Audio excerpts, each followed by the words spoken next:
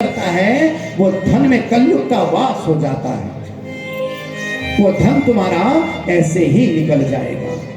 इसलिए जुए का धन फलीभूत नहीं होता। फिर दूसरा बताया मदिरे में, जो मदिरे का पान करता है, बताओ मदिरा पीने वाला व्यक्ति क्या भगवान को पा सकता है? नहीं पा सकता, क्योंकि उसमें कलयुग का वास है। इसलिए मदिरे का सेवन नहीं करना चाहिए।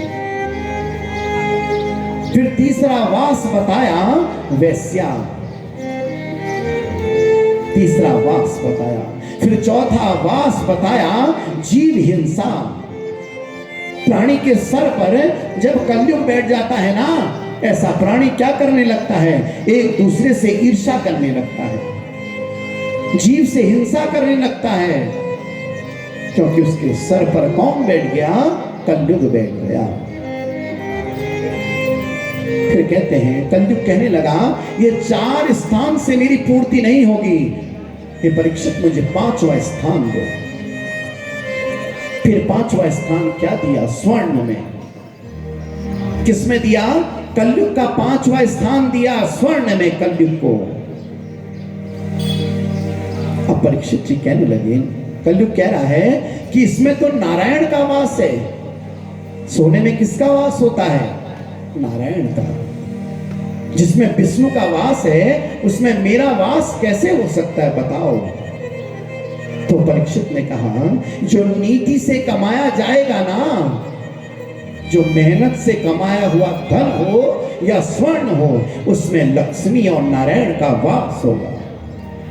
जो अनीति से कमाया हुआ धन है या स्वर्ण है, उसमें कलयुग का वास होगा।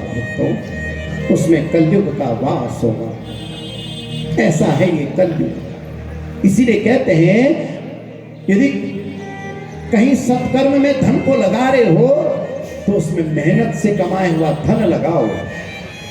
कहीं दान कर रहे हो तो मेहनत से कमाया हुआ धन लगाओ। अपने बच्चों को पढ़ाई करा रहे हो ना, तो देख लेना, यदि मेहनत से लगाया हुआ धन लगाओगे तो तुम्हारा बच्चा अवश्य सफल होगा। यदि घूस देकर उसे पास करवाओगे तो वह आगे जाके कामयाब नहीं होगा। यही है कलयुग, जो अनीति के धन में वास करता है। यही है कलयुग, जो कहां करता है? अनीति के धन में वास करता है। फिर कलयुग का वास हुआ। मनुष्य वही है जो परपीड़ा को समझे। आजकल मनुष्य सज्जनों, मैंने बताया, अपने सुख से सुखी नहीं, दूसरे के सुख से दुखी है। और बताया, हम कथा पांडाल में इतने शांत क्यों हैं? क्योंकि मां की ज्योति का प्रकाश फैल रहा है। ये मां की ज्योति का प्रकाश फैल रहा है। मां अपने भक्तों पर कृपा कर रही है। तो आओ सब मिलकर मां की स्तुति गाते हैं। सबने मां की स्तुति गाई और फिर क्या करा? सुनो, बड़ी सुंदर स्तुति गाने लगे। कह रहे, हे मां, कि क्या कह रहे? हे मां, तुम 9 रूपों में रुचि मैया। क्या कह रहे हैं? हे मां दुर्गे मैया वे। बड़ा सुंदर भाव है, सुनिए,